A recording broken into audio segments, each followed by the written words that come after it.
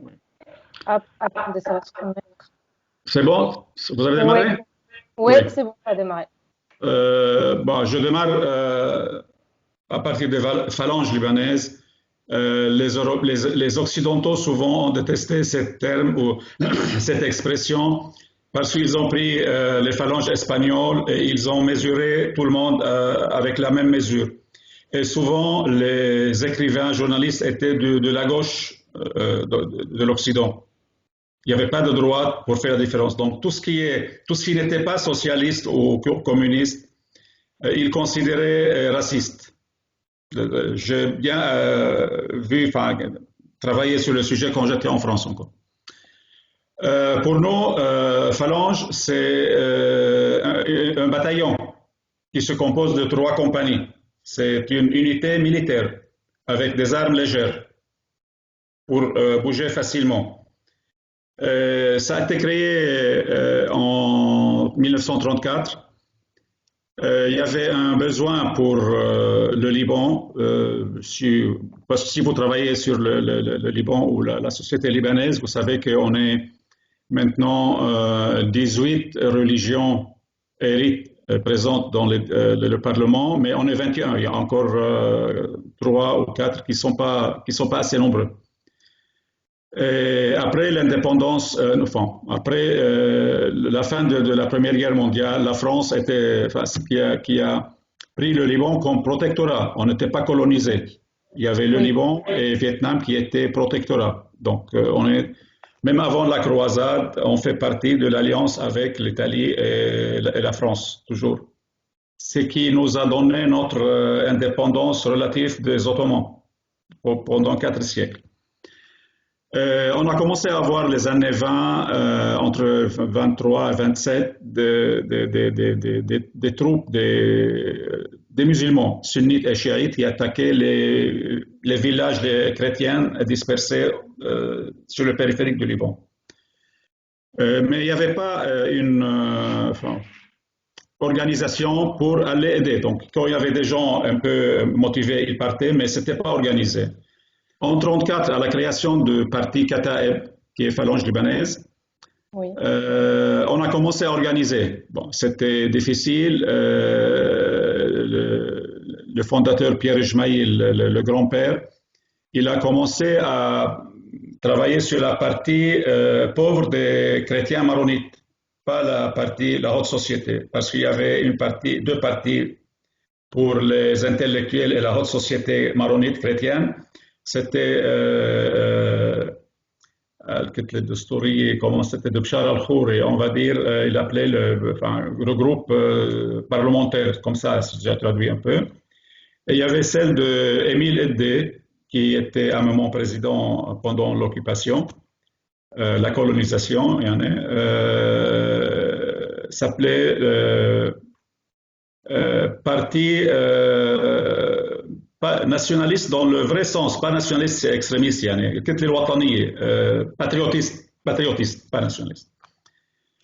Et donc, les phalanges attaquaient a pris la partie populaire, les pauvres, on va dire, les classes moyennes et pauvres, qui sont souvent plus motivés pour aller aider les uns les autres. Ils n'ont pas peur ni perdre leur travail, ni autre chose. Donc, on vivait dans les montagnes. Il y avait quelques chèvres et quelques poulets et les parcelles cultivées. Donc c'est parti. Le premier test, on va dire, c'était en 1958, avec l'arrivée d'Abdel Nasser, le président égyptien, qui a voulu faire l'Empire arabe de nouveau. Il a envoyé des troupes pour mettre le Liban sous leur protectorat. C'était le premier test pour le parti phalangiste Kataeb à faire face à tout ce projet. Bien sûr, il y avait d'autres aussi, mais c'était le noyau, les phalanges. Bon, là, c'était fini par débarquement américain, 6e flotte sur les côtes, qui ont repoussé le projet de Nasser. Après, c'était en 1962, une révolution contre le gouvernement libanais des Syriens, parti syrien nationaliste aussi, aussi ça a échoué, parlait de phalangistes. Donc le parti phalangiste était toujours le protecteur enfin, du système libanais, du régime libanais. On était toujours, bon, en gros, on est composé de chrétiens et de musulmans. Le musulman avait toujours le rêve de l'empire arabe, et donc à chaque fois il y avait quelqu'un qui vient de l'Est ou du Sud ou du Nord, il voulait s'allier avec lui et se fondre, pas seulement s'allier, il n'y a pas de problème, mais se fondre avec lui pour prendre le pouvoir en même temps. Donc il pensait que le Liban, c'est plein de richesses, des richesses. Pourtant, nous, on sait que le Liban, c'est comme l'histoire de la poule qui pond tous les jours un œuf en or. Donc, quand l'héritier a pris et il a coupé le ventre, il n'y avait rien. Donc, le Liban, c'est comme ça. Ça a duré. Après, en 1969, Nasser a obligé le président libanais à signer un accord qui autorise les Palestiniens de partir des opérations contre Israël de notre territoire. Pourtant, nous, on a une petite parcelle vers Israël, du nord d'Israël. Mais tout le pays arabe encercle Israël, ils ont obligé le Liban parce qu'ils avaient un projet qu'on a découvert plus tard. À cette époque, on ne savait pas. Et sous la pression des musulmans libanais dans des manifestations dans la rue, ils voulaient aider les Palestiniens. Bon, il a signé. Il a signé pour repousser le problème, on va dire, en espérant trouver une solution. En 1973, c'était le premier affrontement entre l'armée libanaise et les Palestiniens, où l'armée libanaise avait échoué de détruire leur machine militaire, organisation militaire. Ils ne sont pas dans le sud, ils sont jusqu'à les Jounes, je ne sais pas, vous connaissez un peu la carte du Liban? Non. Oui, oui, je vois. Oui. Oui. Donc, il y avait un camp des réfugiés palestiniens à Nahr el-Kalb, à côté de Jouni. D'accord. Et on a découvert après, bon, après qu'on a entré dedans en 1960, il y avait des tunnels souterrains étaient bien faits avec du béton armé, tout ça, équipé pour faire une guerre féroce. Donc il a échoué et là, les phalanges libanaises, on est parti en fort entraînement pour les partisans pour pouvoir gérer ça plus tard. On ne savait pas quand et comment ça va être, mais on a commencé mensuellement à sortir des troupes entraînées suffisamment, on va dire, pas des troupes d'élite, mais des gens qui savent utiliser leurs armes, comme les soldats, l'infanterie dans les armées. Et en 1975, c'était provoqué le problème de Bosta, le bus à Ain el-Rumeni, où il est parti 30 Palestiniens, je pense. Et ils ont, au bout de quelques heures, ils ont encerclé toutes les régions chrétiennes isolées, pas le noyau de Kesrouan et El Matem. Donc, ils ont encerclé tout ça. Et là, ça a réveillé tous les chrétiens à ce moment. Et bon, ça a duré 2-3 jours. Après, ils n'ont pas réussi à faire peur aux chrétiens pour partir parce que leur projet, c'était implanter les Palestiniens à la place des chrétiens au Liban et résoudre le problème du Moyen-Orient et Israël sur notre compte. On est une minorité. Moi, parmi les autres jeunes, en 1975, j'avais 22 ans. Les cheveux là sur les épaules, pattes d'éléphant, chemise jusqu'ici. C'était la mode de hippies et autres, mais on n'était pas ça. Là. On faisait la mode seulement. Je passais 2 fois par semaine chez le coiffeur pour lisser mes cheveux. On passait les nuits, on rentrait 3h, 4h du matin pour reprendre le travail. Donc, on avait une vie. Ils pensaient qu'ils vont nous faire peur pour partir. Donc, ça continuait les phalanges libanaises jusqu'à 1980. Bien sûr, les affrontements ont commencé en avril 1975, mais ça a duré jusqu'à 90. Mais bon, en 80, Cheikh Bachir Ejmaïl, qui était le commandant général pour les phalanges, il a décidé d'unifier l'arme dans la région chrétienne. Parce qu'entre-temps, on a créé 4 partis armés, milices, on va dire.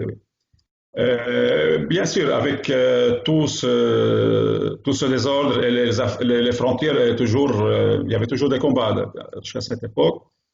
Et les gens, enfin, même avec une armée régulière, c'est difficile de contrôler tous les éléments quand ils rentrent de combat. Donc, avec milice, c'est encore plus difficile. Il n'y avait pas suffisamment les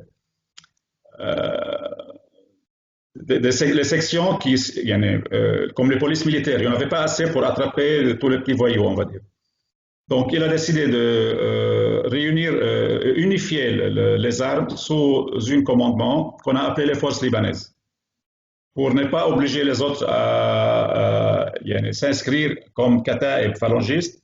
Tu peux y rester comme tu veux, mais on a créé les forces libanaises pour tous les chrétiens qui aiment participer. Ils viennent ici comme une armée chrétienne. À la fin, c'était l'armée chrétienne, mais on a appelé les forces libanaises parce que la partie politique, c'était Al-Jabha al-Lubnaniya. Vous connaissez ça? Non. Oui? Non. Al-Jabha al-Lubnaniya, c'était comme assemblée pour tous les intellectuels chrétiens qui participent. C'était la partie, mais après, ça descendait sur les armes. Et c'était interdit quelqu'un qui porte les armes et sortir sans ordre de mission, comme les armées, comme dans une armée régulière. Et entre 80 et 82, jusqu'à son assassinat, on a fait service militaire obligatoire pour l'armée chrétienne, les forces libanaises. Donc, après lui, quand il a été assassiné, c'est son frère Amin Jmaïl qui a été élu président. Et on a continué jusqu'à après la fin de son mandat. On n'a pas pu, bon, pour d'autres raisons politiques, on peut parler si tu veux, jusqu'à 90 avec le général Aoun que Amin, le président, a passé le gouvernement, je sais pas comment ça s'appelle, pas transitoire, non, non. Oui. Temporaire, oui.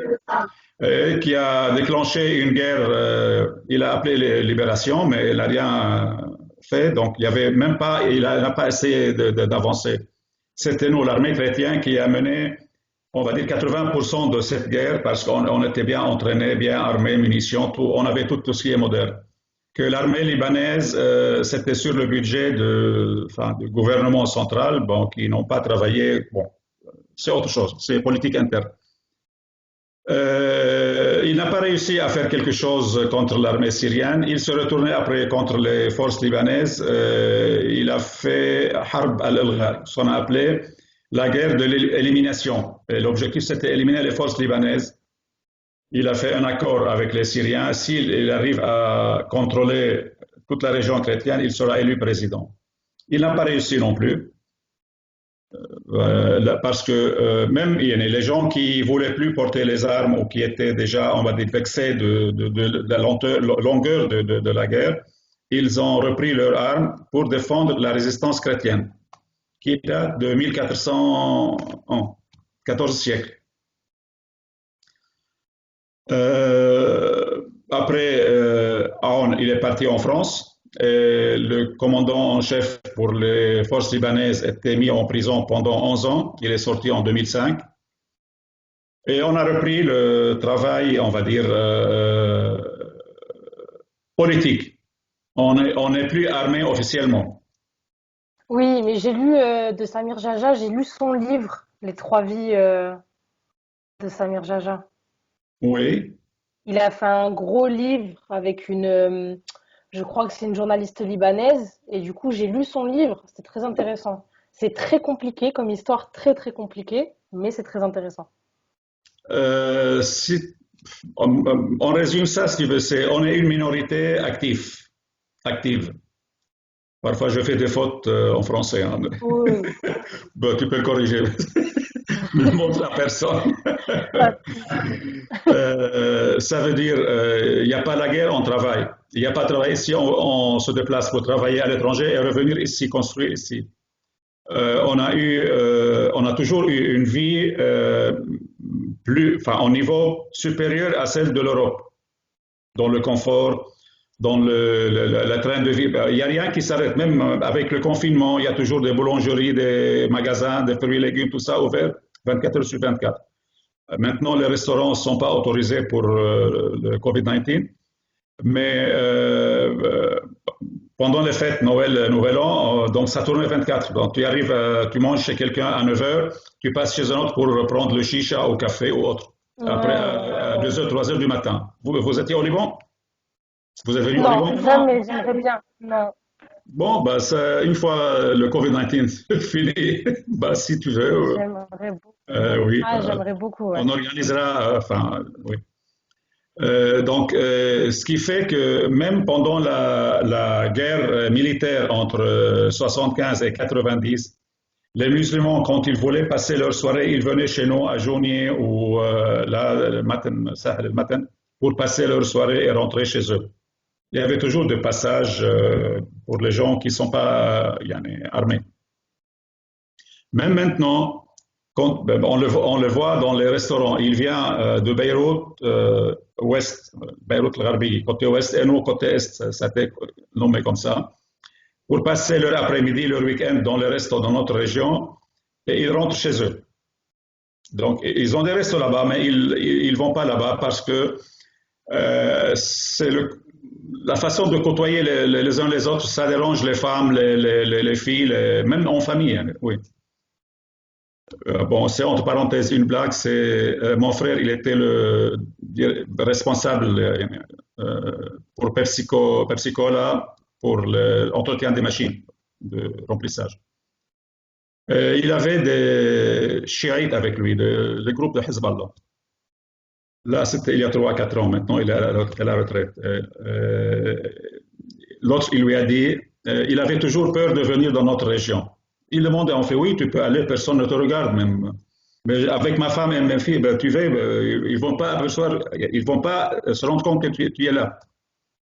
Lui, il avait l'habitude de monter, d'aller dans la montagne côté Druze, à Alaïb Hamdoun, où il y a moins de population. Donc c'est lui qui raconte. Et il est arrivé le dimanche pour déjeuner au resto à Hamdoun. C'est un resto, enfin, ils sont très bien, mais les gens, ils sont comme c'est la mentalité qui est différente. Il a dit, on est entré, on a pris une place. Il y avait 80% des hommes, il y avait très peu des familles. Et tout le monde me regardait, a regardé ma femme et mes filles. 10-15 minutes, je n'ai pas pu supporter. Il a dit, je veux aller chez mon maître Raymond. Mon frère, il l'appelle maître Raymond. Donc, il a appelé, il lui a indiqué 2-3 restos. Il est venu à Antliès, à côté de, c'est à 1 kilomètre d'ici. Il dit, je suis entré, regardez les gens comme ça, les filles, comment ils sont habillés, enfin moderne, il n'y a pas ni de chaleur, autre chose, ni sac poubelle, on l'appelle sac poubelle comme ça, noir. On est assis, il lui a dit, je regardais tout le monde, personne ne regardait, chacun était avec la personne qui est avec lui et c'est tout. On a appelé le serveur, il n'est pas venu seul pour faire la commande. Alors, mais comment vous êtes comme ça? Alors, ben, nous, chez nous, comme ça, personne ne regarde, chacun, il a la sienne. Si quelqu'un avec sa femme ou sa copine, il ne s'occupe pas des autres. Et depuis, il vient toujours avec sa famille, oui, dans notre région. Il avait peur de venir parce qu'il fait partie de Hezbollah. Il pensait qu'on va l'égorger, comme ça, comme il raconte. Donc, c'est le parcours de la résistance chrétienne, libanaise chrétienne. Ça a commencé avec les phalanges dans l'histoire moderne. Avant, il y avait d'autres dans le 19e siècle et 18e siècle.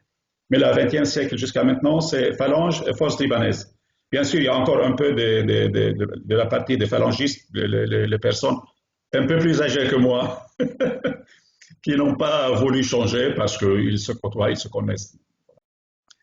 Donc, l'objectif de la création des phalanges libanaises, c'était se défendre. On n'a jamais agressé ou préparé une attaque. Mais quand ils nous agressent, on démolit tout. La réaction est multipliée par 10 000 ou millions. Très, très, très féroce. On n'est pas raciste. Parmi les phalanges libanaises et les forces libanaises, on a eu des musulmans sunnites et chiites et druzes. Mais c'était minorité, bien sûr. Ces gens qui croyaient au Liban, peut-être ils sont leur famille était d'origine chrétienne et ils ont été islamisés à un moment parce qu'ils ne pouvaient plus payer les taxes. Parce que les non-musulmans, ils devraient payer des taxes. Vous connaissez ça? Dans le régime qui était à l'époque, pas maintenant. Euh, on n'est pas raciste contre, on refuse, on n'intègre pas les non-libanais dans le parti, mais s'il y a un Syrien qui vient vivre au Liban, il n'est pas agressé par nous, on ne l'agresse pas. On n'est pas contre les personnes, tant qu'ils restent bien, qu'ils respectent la loi. C'est pas, les petits voyous, ils seront battus. Pas maintenant, quand c'est nous qui gouvernons la région. Pendant 15 ans, de 75 jusqu'à 90, c'était le plus sécurisé dans le Moyen-Orient, la partie chrétienne. On avait des patrouilles 24 heures sur 24, on a créé police interne pour les petits voyous, pour les voleurs et tout ça, parce qu'entre 75 et 77, on a eu beaucoup de vols, des petits vols, les petits voyous, il n'y en a pas les organisés. Oui.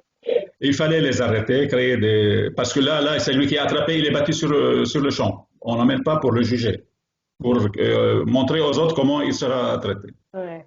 Donc au bout de 2 ans, c'était calme, mais les filles sortaient après minuit, à n'importe quelle heure, il n'y avait pas d'agression. C'est pas dans la mentalité de notre société, nous suivre les filles parce qu'elle est la nuit ou le jour, ou elle est en mini-jupe ou en short.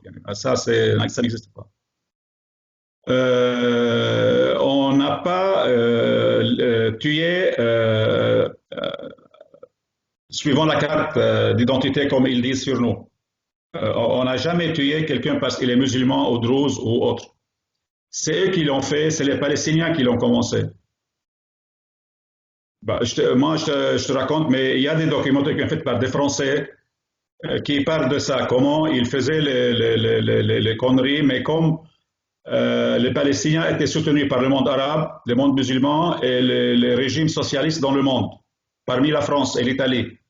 Ils avaient le soutien pour résoudre tout le problème. Nous, on comptait millions à cette époque, mais on a de 20% à l'étranger qui travaillent ou qui font leurs études. Pardon.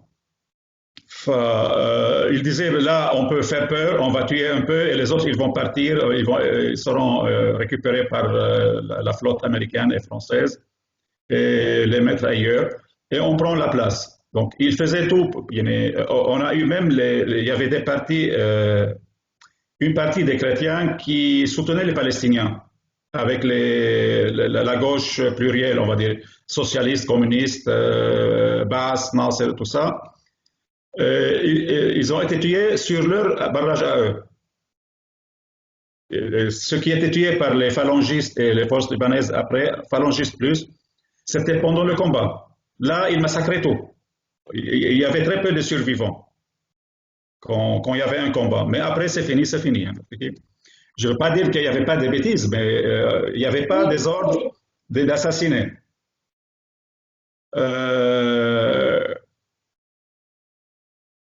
Notre organisation se base sur la défense de notre région. Maintenant, il est plus grand ou plus petit, pas n'importe, parce qu'on fait pour ça. Et on continue à expliquer aux nouvelles générations comment et pourquoi on existe. On a existé et on continue à exister. Là, parce que s'il n'a pas dans la tête l'idée qu'il faut se défendre, il ne fera jamais. Parce qu'avoir les armes, c'est 24 heures, tu auras des bateaux sur la côte, dans le marché noir, sur le marché noir.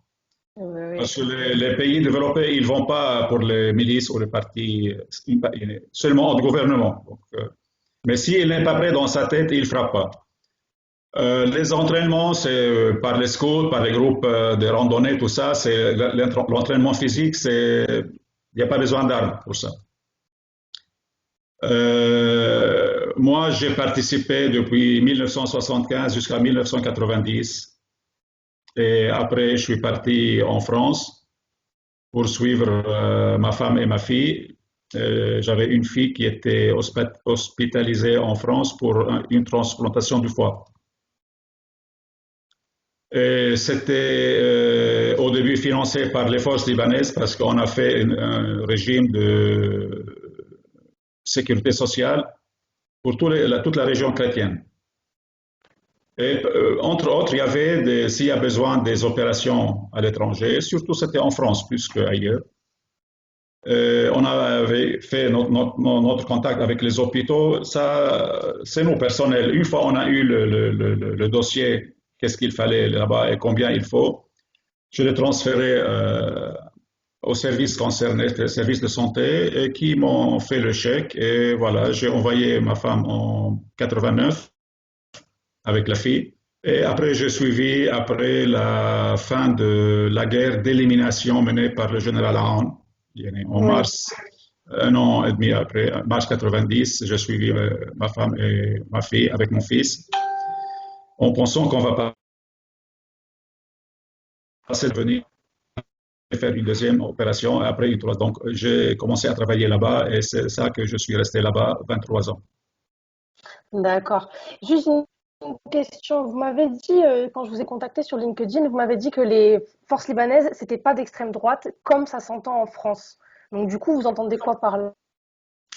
Nous, on est capitaliste. On est capitaliste de droite. Les chrétiens libanais, même si vous rencontrez comme vous, des Libanais en France, ils sont avec la gauche, c'est parce qu'ils en profitent. Il y a quelqu'un qui en profite. Mais nous, en mentalité capitaliste, même les taxes qu'on paye au Liban, on trouve c'est beaucoup par rapport à la France. Moi, j'étais Oui, surpris en France combien on paye de taxes. Je travaillais, bon, vous avez vu mon CV, je pense, non? oui, j'ai vu votre CV, oui. Oui.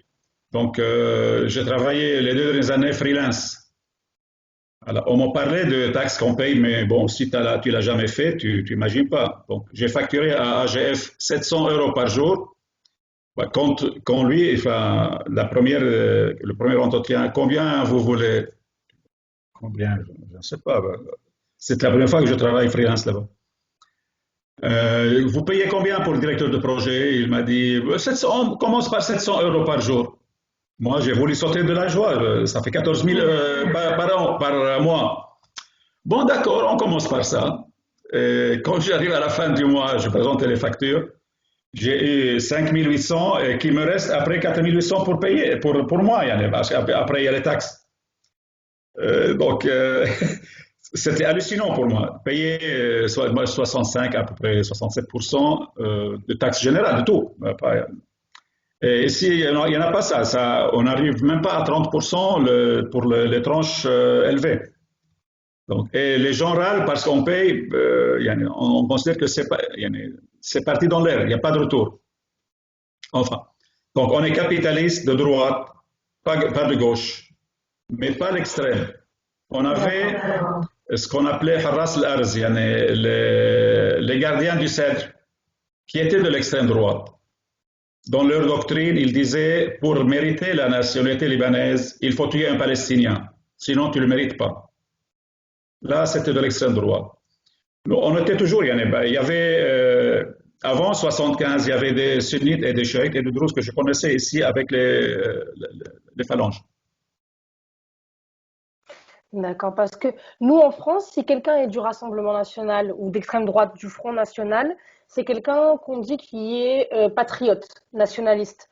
Mais j'ai l'impression qu'au Liban, être patriote et nationaliste, c'est pas être d'extrême droite. Au contraire, c'est même, je sais pas, expliquez-moi peut-être la mentalité sur le, je sais pas, peut-être l'attachement à la terre plus que la Patriotiste, nation. Voilà. patriotiste, pas nationaliste. Nous, on traduisait ça nationaliste. J'aime mon pays.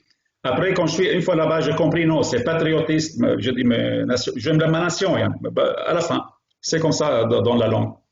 Non, patriotiste, oui. Il y a comme l'armée régulière, il est patriotiste. L'armée française, il est patriotiste. Donc nous, on est comme ça. Hier, j'étais en visite dans le sud, sur la frontière syrienne, dans le sud du Liban, dans des villages sunnites. C'est la première fois que je visitais là-bas avec un monsieur qui va se présenter pour les élections si ça passe l'année prochaine. À un moment, il parlait de la guerre 76 dans le sud, quand on est entré à Sidon, la ville de Saïda, Sidon. Oui, C'est une oui, ville sunnite. une fois il y a une autre qui a déclenché le sujet. Il m'a dit, tu as combattu à Sidon? J'ai dit oui, pourquoi? Moi j'étais là-bas. Et alors, tu étais avec les Palestiniens? Il a rigolé, il m'a dit oui, à chaque fois quelqu'un s'allie avec pour nous éliminer, on va l'assassiner, le massacrer. Si tu restes libanais, tu es libanais, on te protège s'il le faut, mais avec les ennemis, non, on n'a pas la honte. Voilà, comme ça. Pourtant, on était chez eux. Euh, Même, on a eu en 78, entre 78 et 80, quelques, comment on va dire, discours un peu serrés à droite, mais ça n'a pas été apprécié. Après, ils ont été arrêtés. On n'a jamais voulu faire le Liban un pays chrétien maronite. On s'en fout qui vient vivre ici, mais comme en France. Là, vous avez arrêté toutes les organisations islamiques qui sont financées par les autres pays étrangers. Nous, ici, on rêve de faire ça, mais on n'a pas assez de puissance pour le faire, de pouvoir. On n'est pas assez Mais puissant pour le faire. c'est ça. Vous me parlez par rapport aux sunnites et tout ça. Qu'est-ce que vous pensez du système confessionnel au Liban? Est-ce que vous pensez que ça devrait être changé? Est-ce qu'on devrait aller vers un État laïque? Et je sais pas, j'aimerais bien avoir votre avis là-dessus ou peut-être des explications, ce que vous voulez. Oui, c'était prévu dans l'accord de Taïf qui a été fait en 90, mais ils n'ont pas voulu l'appliquer. Euh, euh, Nous, on dit laïque. Les musulmans, ils veulent pas, ils veulent la laïcité politique seulement. Mais en bas, ils veulent continuer avec leur régime. Ça marche pas. On voulait faire mariage civil, état civil pour l'héritage, comment faire l'héritage et tout ça. Je ne sais pas pourquoi ils ont peur, comme ils pensent qu'on va aller se marier de leur fille. Mais pourtant, ce n'est pas le cas. À chaque fois, on parle de la laïcité. Non, non, non, on ne veut pas. Mais, on va garder notre système à nous. Bon, c'est parce que derrière, il y a beaucoup d'argent pour les religieux. Nous, les maronites, on était les premiers qui ont importé la Révolution française dans notre société en 1858. Et on a fait la révolution contre l'Église et comment ça s'appelle, les ducs et les duchesses, qui tenaient le terrain et tout ça. Oui. Les autres, ils n'ont pas pu. Ils ne voulaient pas le faire. On est devenu, parce qu'il y avait beaucoup de gens qui faisaient leurs études en France et en Italie, malgré la révolution là-bas, surtout les religieux. Donc, ils venaient ici et ils apprenaient aux jeunes comment ça se passe là-bas, le temps que ça travaillait. C'était 1858. C'était la première révolution sociale dans le Moyen-Orient. C'était chez nous, dans notre société. Mais on n'était pas assez nombreux et très puissants pour faire un État laïque. On est resté sous le chapeau de l'Ottoman par la protection de la France. Bon, après, ils ont saboté, mais on a ça dans la tête. Nous, on s'en fout si c'est le prêtre qui fait le contrat ou c'est le maire. Mais eux, jusqu'à maintenant, ils n'ont pas eu la révolution française. Ils n'ont pas eu encore, nulle part. Là, il y a le Wali al-Ahad en Arabie Saoudite qui essaie de faire quelque chose pour ouvrir un peu la société, surtout sunnite, surtout là-bas parce qu'il y a leur base, Mecca et Al-Kaaba. Il a du mal à passer, mais ça progresse. Si les Américains le laissent faire, il le fera. Nous, peut-être, on ne voit pas ça, mais nos enfants, ils verront le monde musulman différent que ce qu'on a connu avant. Ce qu'on a connu avant 79, avant le Khomeini en Iran, c'était une société ouverte. Il n'y avait pas ni le tchador, ni autre, ni caché. Oui. Mais du coup, alors vous,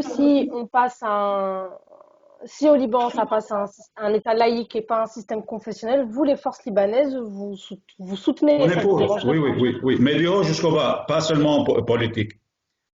Nous, on veut que tout le système passe en laïcité. Les musulmans, ils demandent seulement au niveau politique, gouvernement et les grands fonctionnaires pour prendre plus de postes à eux. Eux, ils pensent pour contrôler l'État et pas la laïcité. Bah, de Dieu en bas, oui, oui. Déjà, il y en a beaucoup, enfin, pas mal de gens qui avaient les moyens. Ils partaient à Chypre, faisaient leur mariage laïque et revenaient au Liban. Et D'accord. une fois c'est se fait à l'étranger, c'est accepté au Liban, dans le système, comment ça s'appelle? Le registre familial. Oui, oui. Comment ça Ok. s'appelle? Rappelle-moi, Et oui. je voulais vous... J'ai Le oublié. registre, je sais pas, le registre matrimonial, vous voulez dire? Pour faire la pièce d'identité et tout ça.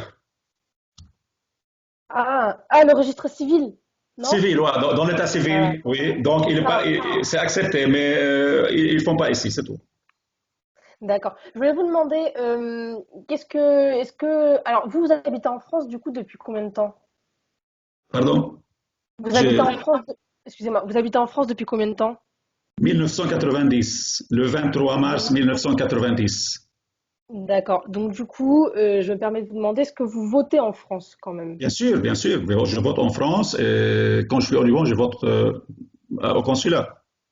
D'accord. Et qu'est-ce que vous pensez alors des liens qui unissent la France et le Liban, des liens politiques en particulier? Par exemple, quand Emmanuel Macron, ça a été le premier en août à se présenter à Beyrouth après l'explosion. Qu'est-ce que vous pensez, qu'est-ce que vous sentez par rapport à ces liens-là entre les Libanais et les Français politiquement? Beaucoup de Libanais, 80% des chrétiens et 20% des musulmans, ils soutenaient son mouvement, mais ils n'avaient pas l'air avoir l'accord des Américains pour imposer ça. Il a commencé fort quand il est descendu dans la rue avec les gens qui étaient touchés, enfin leur maison était détruite. Et il a dit on va changer le système, on va changer le Oui. gouvernement, surtout le système. L'après-midi, il a parlé d'autre chose. Et là, moi, je sais comment, enfin, je veux dire, pas moi seul, d'autres qui ont vécu en France, on comprend le sens des mots. Donc, il a changé, on va changer de politique, on va avoir un gouvernement de mission. Ah, les gens qui n'ont pas vécu en France, ils n'ont pas tout peut-être. Enfin, après, ça a été lu doucement, si, ils ont compris, mais sur le coup, j'étais vexé. On était vexé un peu. C'était mieux de ne pas dire ça le matin et dire ça l'après-midi, on comprend. Ben oui. Mais il a fait comme nos politiciens. Il a fait un discours populaire, après l'après-midi, non, c'est politique. Moi, enfin, on est tous contents de l'intervention de la France, malgré le retard qu'elle a fait. La France de les gaullistes s'occupaient toujours du Liban. Ils le considéraient comme une partie enfin, de la politique française, pas de la France.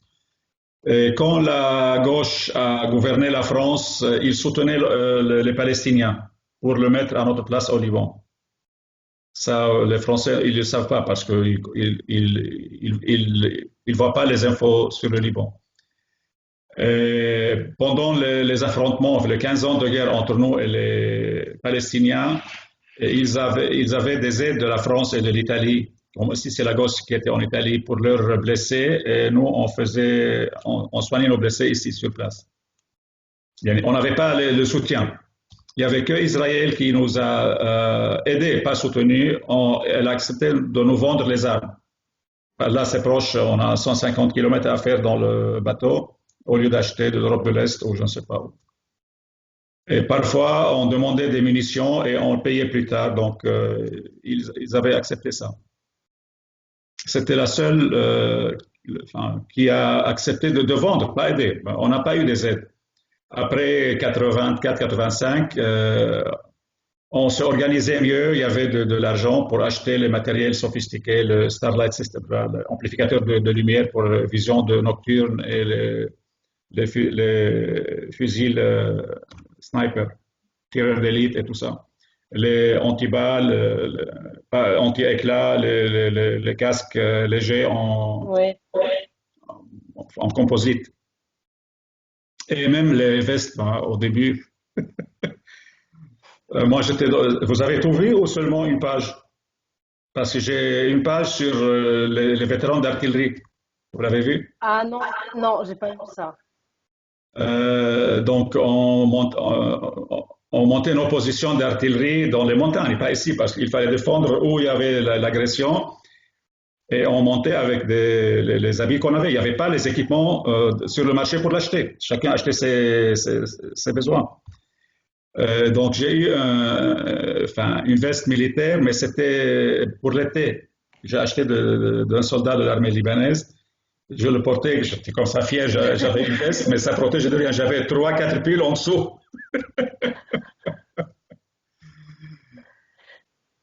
Et est-ce que vous pourriez me dire pourquoi est-ce que vous vous êtes engagé dans les forces libanaises quand vous étiez jeune?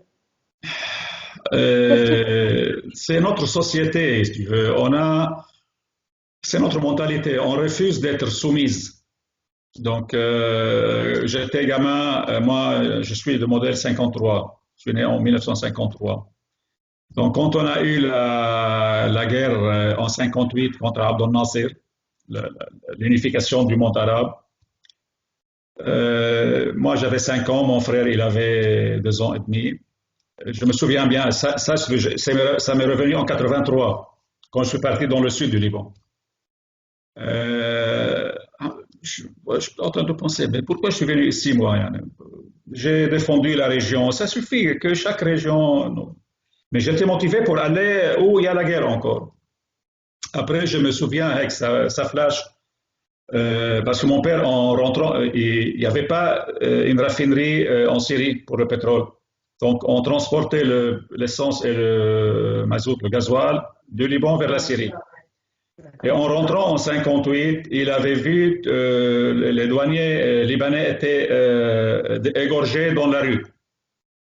Ils ont eu une attaque et il n'avait pas assez de gens pour se défendre, des soldats. Donc les gens de Abdel Nasser ont tué les douaniers libanais. Il est arrivé ici, moi j'avais rien, ça 5 ans, ça ne parle pas de politique, surtout il n'y avait rien avant. Il est arrivé, ma grand-mère, il disait, qu'est-ce que tu as, Youssef? Mon père s'appelait Youssef, Joseph. Tu as le visage noir. Toi, allez, allume la radio. Qu'est-ce qu'il y a? Je ne sais pas, il a parlé. Après, et une fois, il a pris sa douche, tout ça, il me met, moi, sur un bras et mon frère sur l'autre. Ben, il me dit, mes enfants, si un jour il y aura une guerre à votre époque, vous allez participer où ça commence.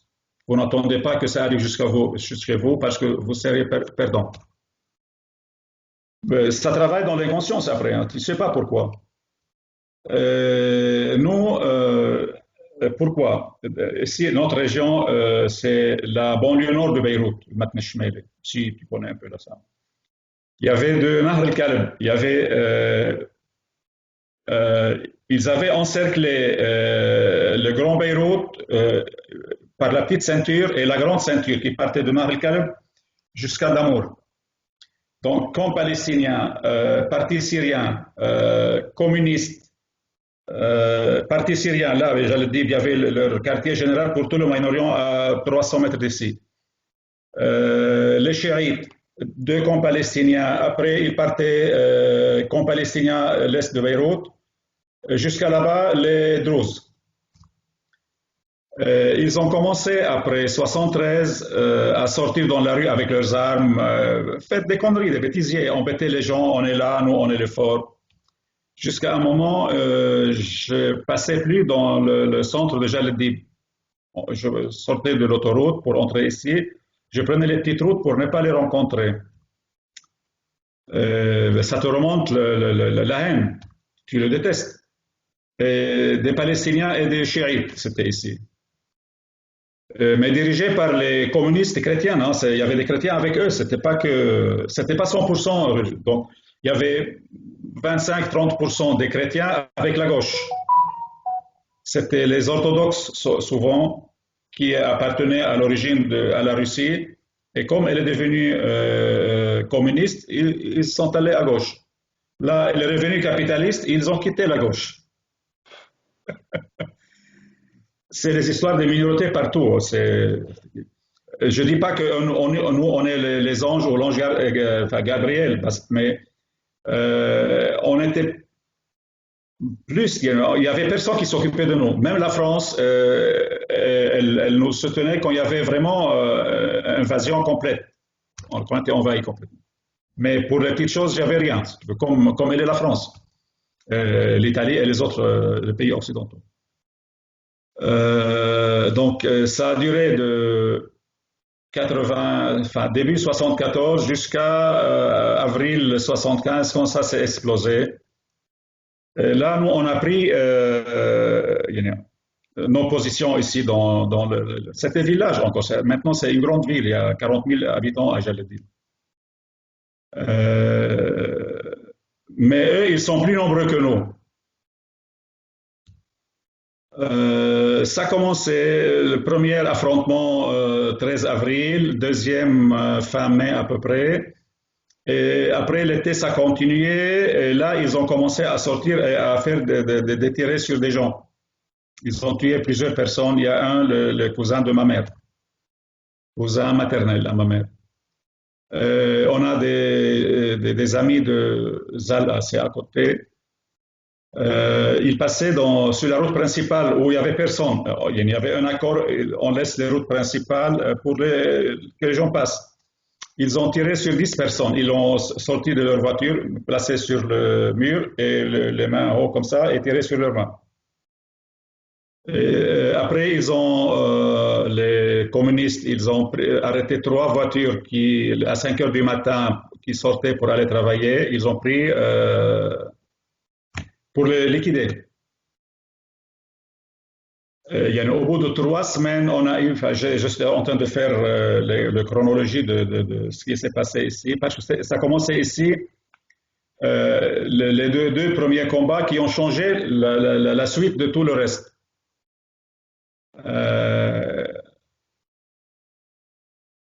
Oui, une douzaine ou 13 opérations comme ça d'enquiquinement. Le responsable à cette époque, il a dit il faut faire quelque chose. Il m'a appelé, moi, il y avait d'autres, mais moi, appelé déjà le DIB pour. On voulait éliminer la première position de communistes à Hatloar, en Trieste. Nous, on attendait que ça dure une semaine le combat. Donc, on les a encerclés à 5 heures du matin, forte explosion, et chacun dans sa position, il est prêt pour tirer. Il y avait quelques rafales côté l'explosion. Après une demi-heure, ils ont sorti le drapeau blanc. Il n'y avait pas de communication avec nous, le radio sans fil. Radio, téléphone sans fil, oui. Je mélange parfois entre libanais et français. Oui. Vous arrivez à comprendre ce que je dis? Bien sûr, très bien. Oui, S'il y oui. a quelque chose, vous me dites. Hein. Oui. Ah, je comprends très bien.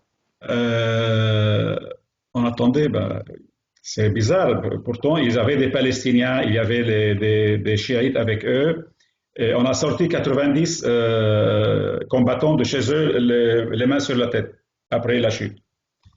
Et nous, on était d'un côté qui fait 1 kilomètre de longueur, on était 12 à assurer la ligne d'encerclement.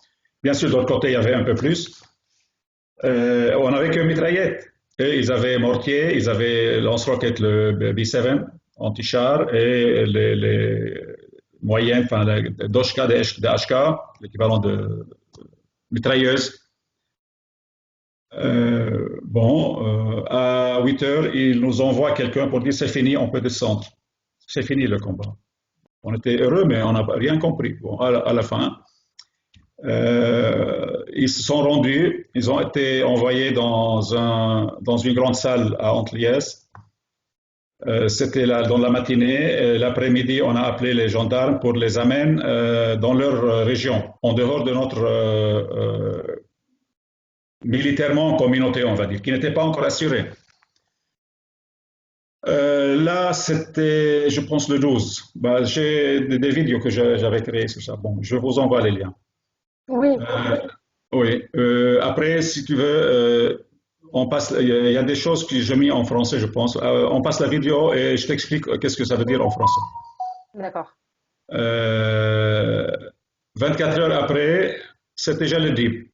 Il était plus puissant et mieux armé. Mais là, on avait gagné les combattants qui encerclaient Hatlo Army. Donc, on a fait venir tout le monde. Ça durait une demi-heure. Ils ont monté le drapeau blanc. Euh, bon, c'était bien. Donc là, ces deux points d'appui pour eux qui étaient forts, ils sont tombés. Et après, on les a poursuivis jusqu'à Dourchoué, jusqu'à à peu près 12 km dans les montagnes. Ils sont partis, ils n'ont même pas battu, ils n'ont pas tiré sur nous.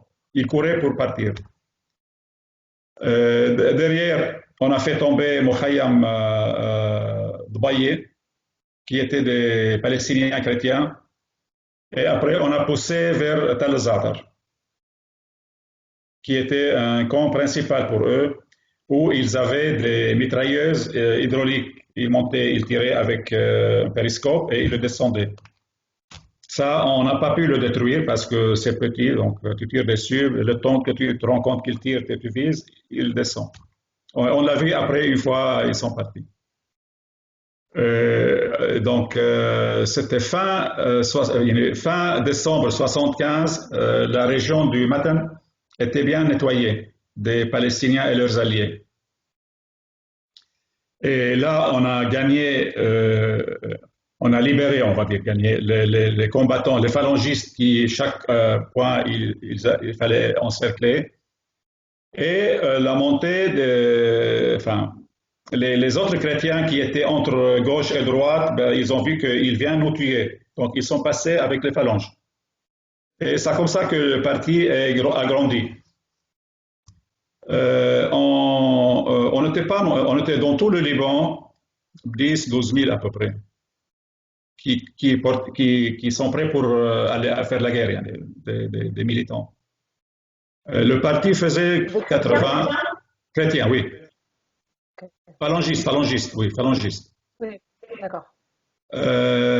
Fin février, après le sommet de Haramon, entre les dirigeants musulmans et palestiniens, ils ont déclenché une attaque totale sur notre région ici, à Al-Matan. Nous, on a entendu ça dans les infos. Ça fait beaucoup. On n'avait pas assez de munitions pour tuer tout le monde, si on va parler comme ça. C'était vers midi. On a envoyé les combattants pour assurer la frontière. On a une frontière qui fait 65 km le matin. Donc c'est beaucoup pour nous. Et la nuit, j'étais à Jaledib, dans la section de Jaledib, avec les collègues. On discutait comme ça, comment on va faire, qu'est-ce qu'il nous faut. On bavardait, si tu veux, comme ça. Ce n'était pas une réunion. Et je voyais les bus et les voitures qui montaient de l'autoroute vers les montagnes. Qu'est-ce qu'il y a? J'ai vu beaucoup de gens qui ne sont pas phalangistes, ni avec aucun parti politique chrétien, qui venaient avec leurs armes pour monter défendre la région. J'ai la chair de poule quand je me souviens de ça. Bah, je monte sur la frontière où j'avais une position d'artillerie.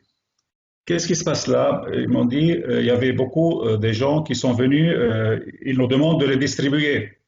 On n'avait pas des cadres pour organiser cette quantité des combattants. Enfin, on les a repartis sur les axes où il y a un risque d'attaque. Pardon. Un mois et demi, en avril, j'étais dans le quartier général du Matin, avec un responsable où il y avait des liens familiaux avec lui. On est entré pour voir qu'est-ce qu'il y a. L'autre, c'était un Druze, Derze, de la partie de Jomblat.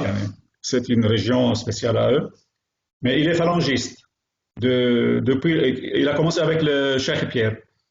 Ils nous disent que vous savez combien on a eu sous les armes après le sommet de Haramoun? Il y en a combien? 10 000 en plus. Il m'a dit 120 000 hommes armés.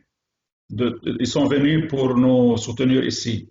Ça, c'est avec les phalangistes. Il y avait encore les 4 partis avec les gardiens du Cèdre, Tanzim, enfin, il y avait 4 partis, on ne sait pas combien. Mais chez nous, qui sont enregistrés 120 000. C'est autre que les gens qui sont montés sans rien dire. Bien sûr, là, ça ne dure pas longtemps. Ça s'appelle, comment on appelle ça en français? Quand on fait appel aux armes à toute la population, il y a un nom. C'est la mobilisation générale? Voilà, mobilisation générale, mais sans appel, sans appel. Ils ont entendu à la radio les infos et ils ont su qu'il n'y en a pas assez. Mobilisation générale. Ça fait longtemps que je n'ai pas vu des films en français.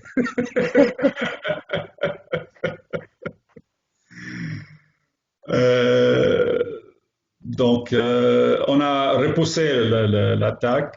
Ils ont fait sur 2 axes avec des blindés détruits. Quand ils n'ont pas le soutien de l'extérieur, ils font rien. Et ils ont peur de nous, je ne sais pas pourquoi. Jusqu'à maintenant, ce qu'on entend avec les murmurements de leur société, ils ont peur de l'armée noire. On n'a pas d'armée noire. À la fin, ils ont peur de prêtres et de religieux. Ils voient comment ça se passait à l'époque des Templiers et le Moyen-Âge. Ils pensent qu'on les a toujours dans le couvent et le monastère. Il y a des gens armés comme les ninjas, oui. Là, c'était le plus dur psychologiquement pour nous. On n'avait pas trop d'expérience.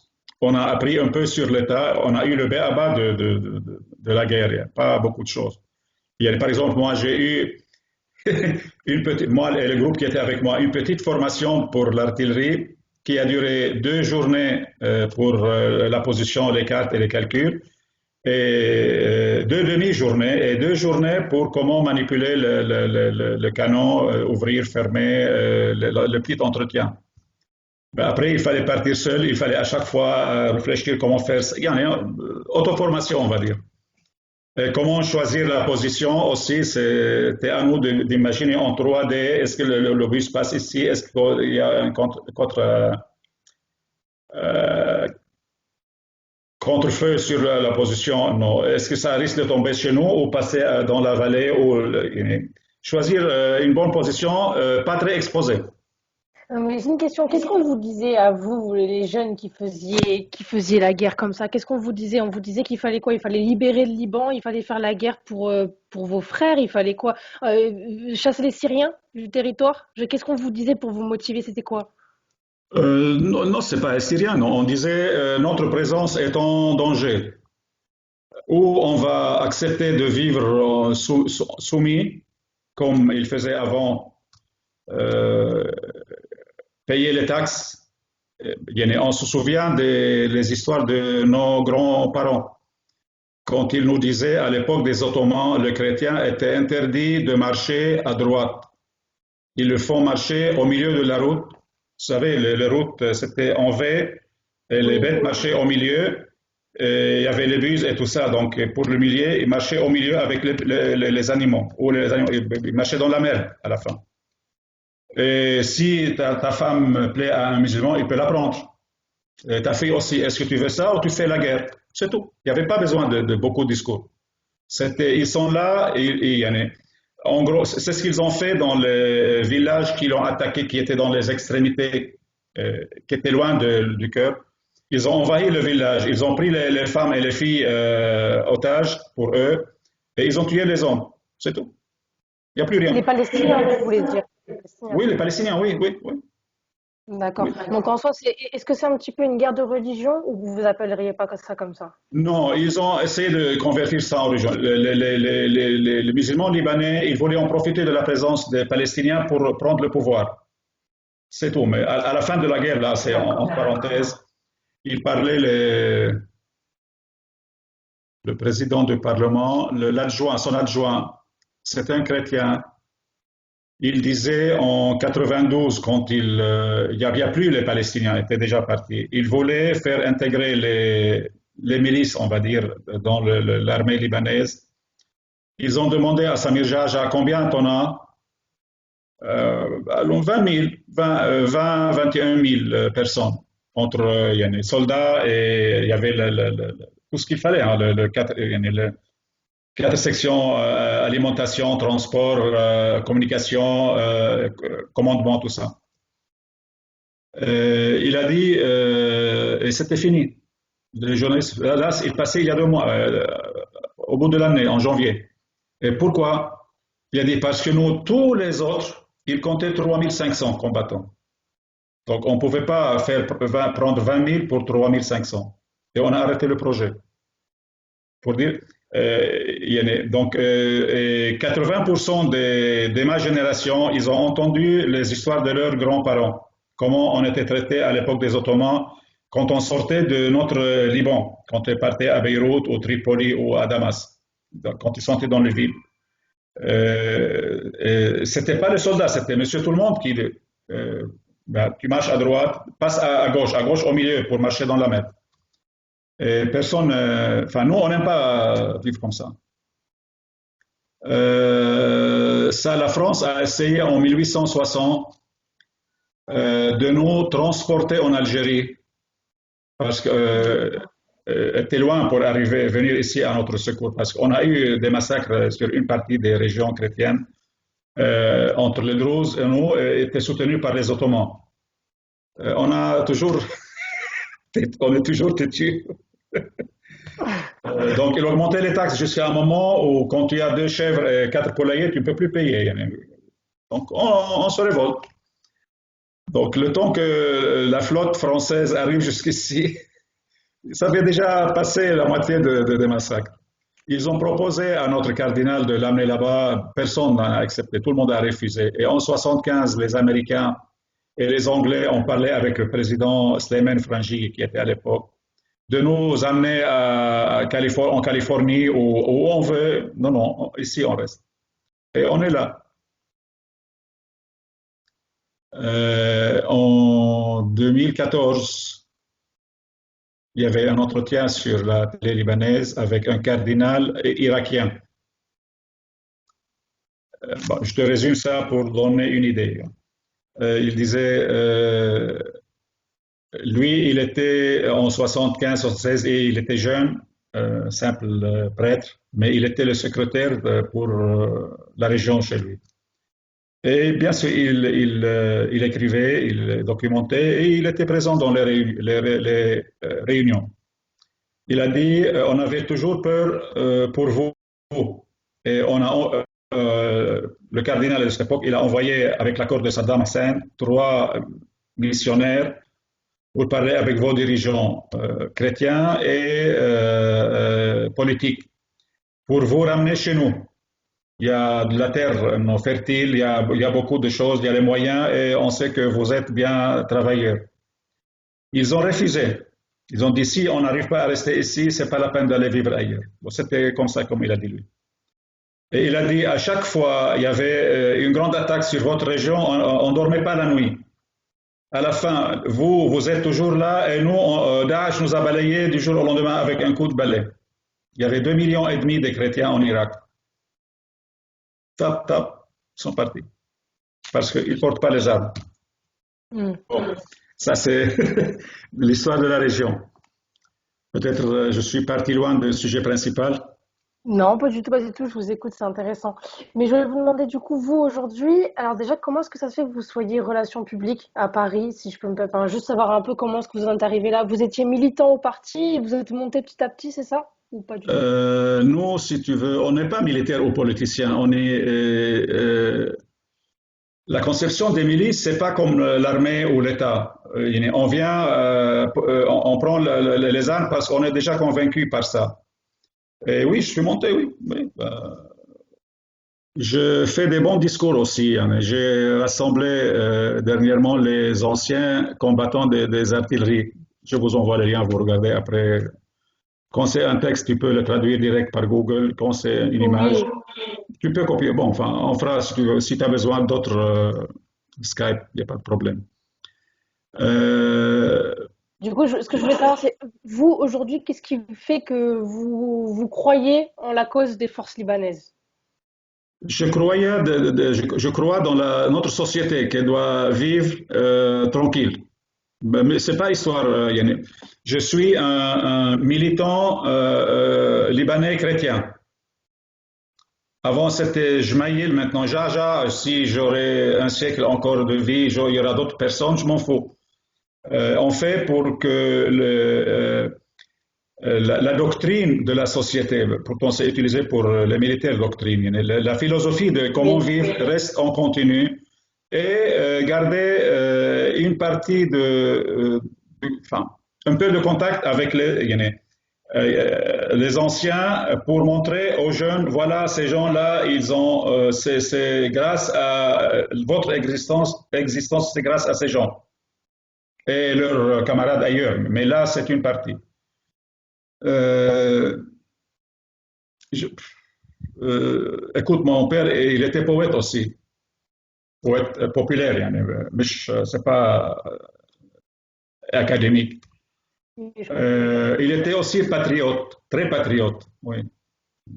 Je pense, nous, on est les trois, deux garçons et une fille, on a tous participé à la guerre, hein. Oui, on n'était pas loin.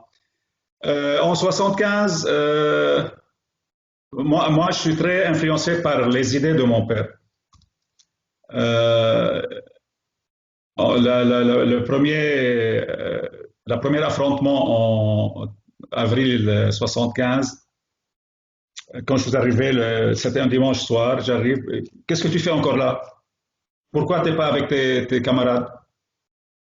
Je dis, j'étais chez des amis loin. Donc, ici, chez nous, 50 km, c'est loin, c'est pas comme Paris, hein. Oui, oui, Donc, oui, le temps de effectivement. venir, la circulation, tout le monde s'enfuyait, enfin, c'est croisé comme ça. Euh, j'ai changé mes habits, pris les armes, les munitions et je suis parti. Entre les deux, enfin les affrontements, il y avait des combats qui duraient 2, 3 jours. Après, cesser le feu pour les gens bougent, tout ça. Il y en a. Bon. J'entendais même de la famille, les tantines et les tontons, tout ça, disaient à mon père, mais va cacher ton fils pour que les Palestiniens ne le tuent pas. Ils vont le tuer. On était très peu nombreux. Et mon père disait, personne ne meurt avant son heure, avant que son heure viendra. Donc là, ça travaille dans les consciences après, hein. J'ai eu une embuscade en 1983 sur l'autoroute du sud de Beyrouth. Il y avait une douzaine c'était contre les Druzes, une dizaine de personnes avec leur Kalachnikov et deux lance-roquettes. Et moi, je passais, ils ont commencé à tirer sur moi, je dis. Donc, j'étais dans une voiture civile, pas armée, militaire. C'est bizarre, comme s'ils tirent sur moi, mais 10 personnes, il y a 300 balles, ils ont tiré. Et deux roquettes. Moi, j'ai roulé 60, 65. Ça n'a pas été rapide ici. Et après, la fin de la dernière balle qui a touché la voiture, j'ai le pied sur l'accélérateur, ça a touché dans l'articulation de la cheville. Et donc j'ai continué après je dis putain il tire sur moi, je regardais, je vois tout le monde virer, enfin, me vise à moi. J'ai continué à conduire jusqu'à notre région et j'ai été transféré à l'hôpital. Enfin pour D'accord. dire que l'idée après reste quelque part mais tu ne sais pas pourquoi, mais parce qu'on l'a entendu à un moment, voilà, et on l'a classé. D'accord. Et pourquoi alors, du coup, vous êtes parti en France pour les problèmes de santé de votre fille, c'est ça? Oui. D'accord. Et Ma du coup, fille, oui. elle a eu 3 transplantations de foie, une pneumonie, une pancréatite, une chute de plaquettes idiopathique, ils n'ont pas su pourquoi, qui a duré 2 ans. Et la dernière, une opération cardiaque où c'était la première qu'ils l'ont fait. Elle a la veine cave qui vient du cœur jusqu'au foie. Comme ils ont transplanté le troisième, ils mettaient demi-foie. Ils donnaient à deux le foie. Je sais Ah, pas, vous d'accord. avez une idée sur ça? Non? Non, Vous pas connaissez? trop. Oui, Bon. Au début, c'était un bloc complet. Après, ils coupaient, ils donnaient à deux. Donc, ils ont donné la moitié. Bon, ça a été, je ne sais pas comment, mais ça a tourné. Qui a fait la veine, il a fait un twist au niveau du cœur. ok. Là, c'était en 94, on a continué à traîner. On savait après qu'il y a un problème. À un moment, le sang ne passait plus d'ici vers le foie. Et ça a commencé à allumer le foie, elle commence à jaunir. Ils ont fait plusieurs réunions. Après, c'était professeur Bismuth. Je ne sais pas s'il est toujours vivant, mais c'était le père de la transplantation du foie en France, à Villejuif. Pas celle de cancer, l'autre. Il y a deux, Ouais. deux CHU à Villejuif. Il a rencontré, c'est lui qui nous a raconté, un de ses ex-camarades qui étaient ensemble à l'université enfin, de médecine. Donc chacun bavardait de ce qu'il a. Il a dit tiens, j'ai un problème, ça. Qu'est-ce que tu as comme solution? Comment on peut opérer ici? Parce qu'il n'y a pas assez de place pour arrêter la sortie du sang du cœur, pour pincer. L'autre, il a dit, j'ai une théorie, mais je ne l'ai pas encore essayé. C'est quoi la théorie? C'est on baisse la température du corps jusqu'à l'hibernation, on opère, on termine et on raccorde. Il a dit, c'est quoi le risque? Le risque, c'est quand on remonte la température que le cerveau ne se réveille pas. Donc, il nous a expliqué ça. J'ai dit, il n'y a pas autre moyen sans ça. Il m'a dit, jusqu'à maintenant, non. Et il a commencé sa santé à se dégrader vite et elle ne voulait plus être opérée. Elle en avait marre de tout ça. Bon, on le fait. On a fait tout ce qu'il fallait avec la petite, des sorties. Elle savait, elle, mais bon, elle faisait semblant. Elle est très agréable. Ben, si vous voyez ses photos et ses vidéos, donc voilà. On ne l'a pas laissé devenir pourri.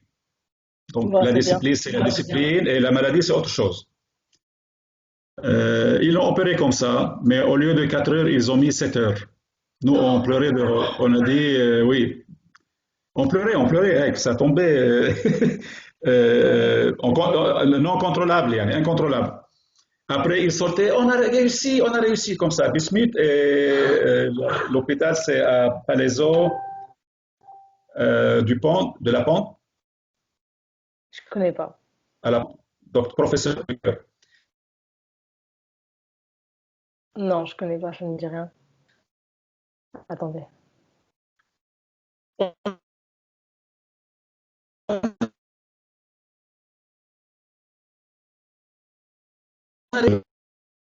Le travail et c'est passé. Depuis, elle va tout bien. Elle est mariée à Tokyo, au Japon maintenant. C'est vrai. Et mon fils, il est, oui, j'ai eu les armes un peu. Et mon fils, il est à Grenoble. Et sa femme est française, médecin spécialiste asthme pour les enfants. Voilà. D'accord. Donc, J'aimerais bien savoir. oui, elle a passé 14 ans de sa vie dans les hôpitaux, Eh ben depuis oui. sa naissance jusqu'à 87, jusqu'à 2001. Après, il n'y a plus besoin des hôpitaux.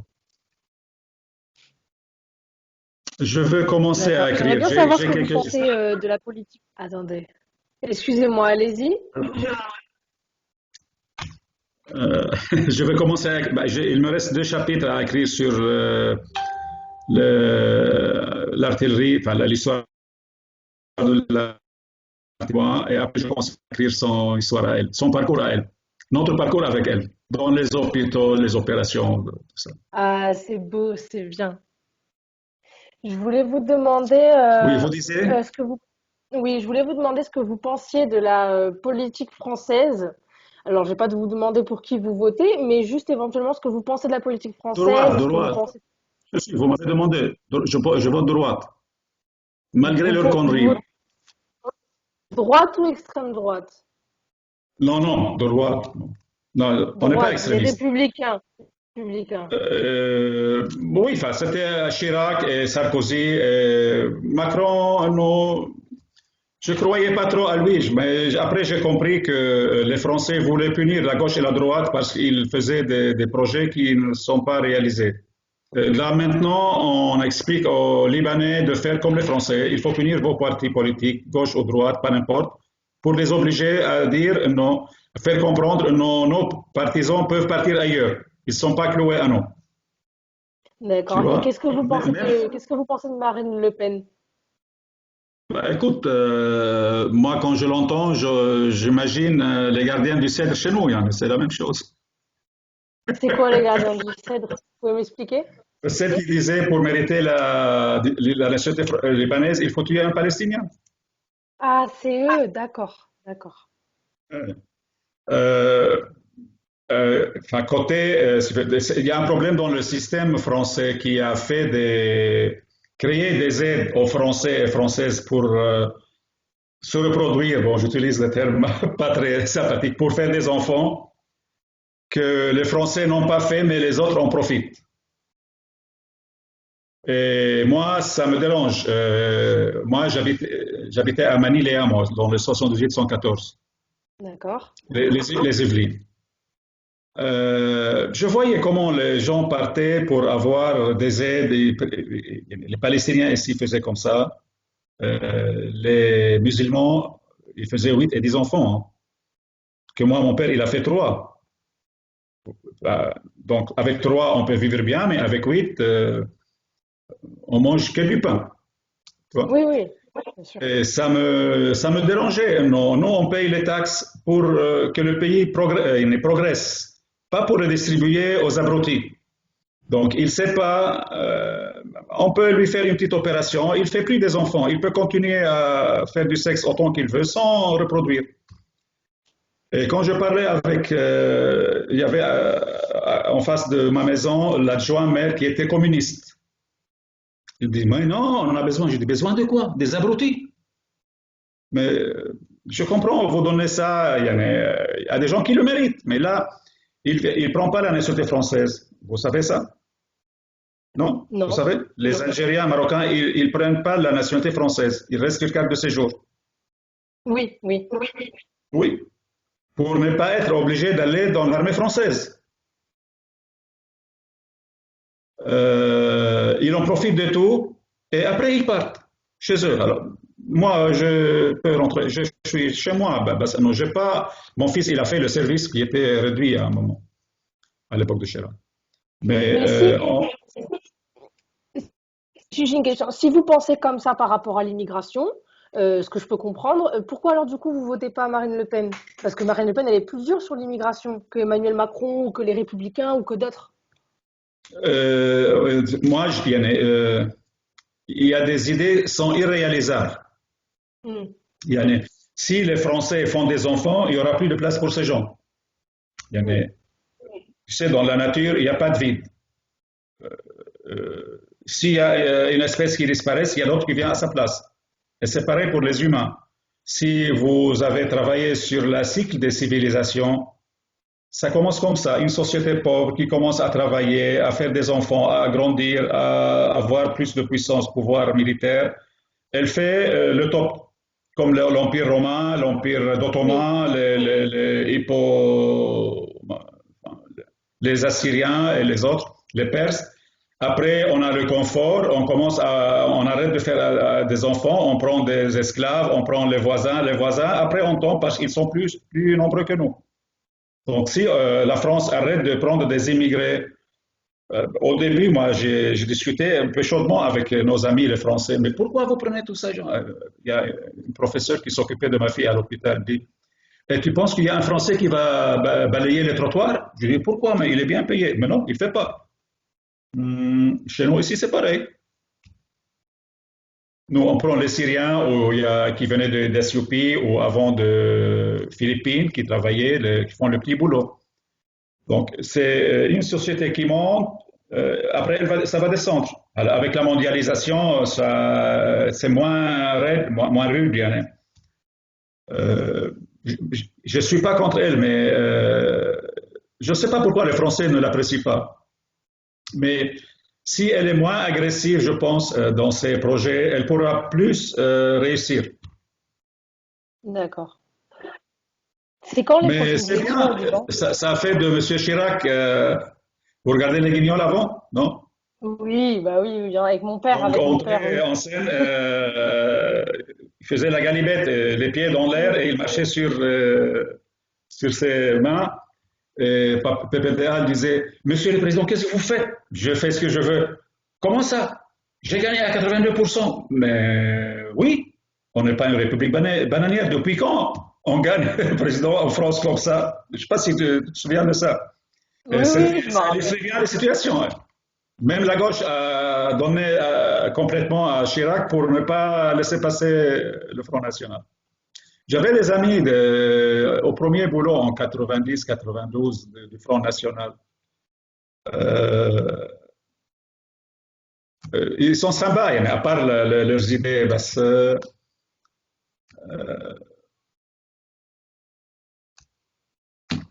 ils n'ont pas réussi à faire percer dans la société française. Peut-être ici, ils peuvent réduire leur agressivité, ils passeront mieux. Mais à réaliser, pas parler, parce que la droite républicaine, comme vous l'appelez, il a parlé la dernière campagne comme le Front National, mais il ne fait rien. C'est vrai, c'est vrai, c'est vrai. Et vous connaissez personne en France d'origine ou de nationalité libanaise qui vote au Rassemblement national? Directement, moi, non, mais il y en a. Je cherche, je cherche des noms, si ça vous intéresse. Si ça, mais c'est vraiment, même s'il faut garantir l'anonymat, je veux dire, c'est juste, j'ai besoin de trouver quelqu'un. Non, après, je sais qu'il y a des gens qui préfèrent, donc bon. Mais j'ai besoin de quelqu'un qui vote Marine Le Pen et qui soit de nationalité ou d'origine libanaise. Parce que je fais des entretiens et il me manque vraiment quelqu'un qui Ils vont serait. pas dire. Ils vont pas dire. Je sais, il y en a qui votent, mais ils vont pas dire parce qu'ils Et, savent que les Français n'apprécient pas ça. mais non, mais moi, c'est pour la recherche. Moi, c'est pour la recherche. C'est de la recherche en C'est pas toi le politique. problème. Ils vont pas dire, sauf s'ils sont copains ou copines avec la personne et ils connaissent bien. Ils restent modérés parce qu'ils savent que s'ils votent Le Pen, les autres, ils vont les mettre à l'écart. Ce Mais qui bon, est en tout bizarre cas, en France, on accepte l'extrême gauche, mais pas l'extrême droite. Ça, j'ai expliqué ça à beaucoup de Français. Pourquoi l'autre abruti est accepté et cet abruti pas? Il faut accepter les deux ou refuser les deux. et pourquoi au Liban, on accepte les deux aussi? On met personne à l'écart. On refuse personne. Maintenant, c'est lui qui est avec nous, c'est lui qui est adversaire, adversaire. Mais on ne bannit pas les personnes. C'est le discours politique qui est refusé. Il y a une partie des sunnites qui sont proches des forces libanaises maintenant, de D'accord. la société, oui, parce que le leader Hariri, il coopère avec Hezbollah.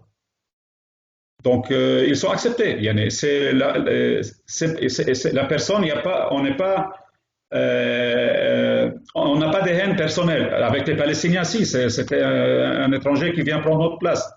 Mais il y avait des Palestiniens qui vivaient parmi nous, étaient locataires ici, et ils n'ont jamais été agressés. Euh, on sympathisait normalement, comme les autres. Bien sûr, il y a le niveau de la paix culturelle et sociale et tout. Oui. Une fois la guerre a démarré contre les Palestiniens, s'il vous plaît, vous partez. Vous ne restez pas ici. Nous, on peut pas vous parler, mais les autres, ils vont venir vous tuer pour récupérer vos biens. Donc, au bout de 48 heures, ils sont partis.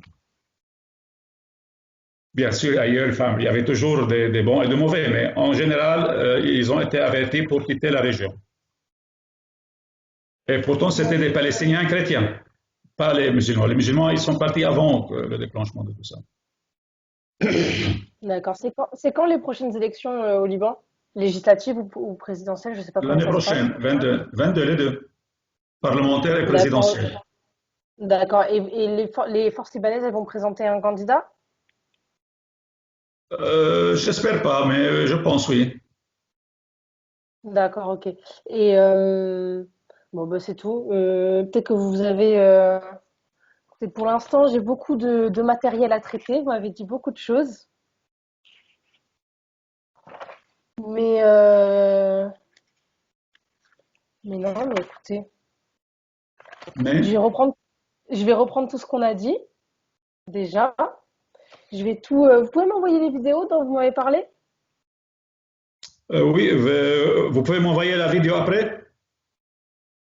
La vidéo Skype? Oui, Ça sera sur la conversation. Quand vous vous mettez sur Skype et sur notre conversation, eh ben, vous verrez que c'est Il y disponible est, je pendant peux 30 télécharger, jours. Yann, oui, oui, Oui, j'ai jamais vous essayé pouvez le télécharger. j'enregistre sur Zoom, mais Skype, ça fait longtemps qu'on n'a pas fait. Oui. Eh ben, Skype, vous verrez, ça va se mettre tout seul dans la conversation. 30 jours, c'est disponible, vous pourrez le télécharger. Bien sûr, bien, d'accord, merci, merci. Et je vous envoie, j'ai une page groupe aussi pour les vétérans. Bon, il y a des choses similaires sur les deux, il y a d'autres, dans le groupe, il y a autre chose que la page. Donc, vous regardez, vous D'accord. descendez, c'est une partie, voilà. Donc, après, on parle de ça, si tu veux. On fait chapitre par chapitre. C'est pas long, Yann. J'ai pris des souvenirs de chacun que j'ai intégrés dans la page et après, j'ai mis les miennes. Ils ne sont pas en ordre chronologique. Pour ne pas, je faisais ça pour éviter que les plus récents ne regardent pas. Donc, j'ai mis une fois de 76, une fois de 90, une fois de 78, une fois de 84, comme ça. D'accord. Ben, envoyez-moi, vous m'envoyez tout sur Skype après? Sur Skype, oui, oui. Je mettrai le lien pour vous. D'accord, ben, c'est parfait. Ben, écoutez, si j'ai, en tout cas, je pense que je reviendrai vers vous, peut-être pour un autre entretien, si ça vous dérange pas. Non, ça va. On Voilà. raconte, Ça va. bah, je fais public relation pour le diaspora, pas seulement la France. D'accord. Voilà. Pour la diaspora, pas seulement la France, vous voulez dire partout? Non, oui, pour les forces libanaises qui sont partout dans le monde. Relations D'accord. publiques. Oui. Il y a l'Europe ouest, les États-Unis, Canada, Australie et un peu l'Afrique. Il n'y en a pas beaucoup. D'accord. Ben, vous devez avoir du travail, hein, à mon avis. Mais, bah, écoutez, voilà, en tout cas, je reviendrai vers vous. Je vais d'abord traiter tout ce qu'on a dit, je vais tout coucher sur papier. Je vais voilà, analyser, faire plein de choses, travailler dessus. Et de toute façon, je reviendrai vers vous. Et si vous connaissez quelqu'un qui serait prêt à témoigner, soit d'origine ou nationalité libanaise en France et qui vote Marine Le Pen, s'il vous plaît, faites-moi signe. Si vous pensez à quelqu'un, en tout cas, ce serait avec grand plaisir de faire une interview aussi. D'accord, pas de problème. En tout cas, je vous remercie sincèrement pour votre temps. C'est très gentil. Bienvenue. Merci. Merci pour vos Au explications. revoir. Au revoir. Merci Au beaucoup. revoir. Au revoir.